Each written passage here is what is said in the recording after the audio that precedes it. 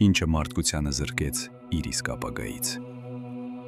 Ավելի քան 2000 տարի առաջ Պտղոմեոս արքաները կառուցեցին մի տաճար, որը դարձավ հին աշխարհի ուղեղը։ Այնտեղ պահվում էր մինչև 700,000 պապիրուսե մագաղաթ։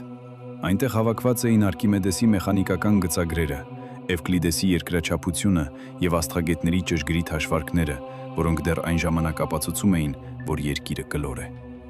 Ալեքսանդրիան մոլորակի ամենալուսավոր կետն էր, սակայն մարդկային անմտությունն ու կայսրությունների բախումը ծնեցին աններելի մի խավար։ Երբ Փուլիոս Կեսարի նավատորմը պաշարեց քաղաքը, կրակը նավերից տարածվեց դեպի նավահանգիստ եւ հասավ գրադարանին։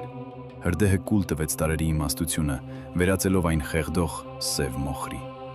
Բայց դա դեռ վերջը չէր։ Հետագա դարերում կրոնական ֆանատիզմն ու անտեղյակությունը վերջնականապես ոչնչացրին այն ամենը, ինչ մնացել էր։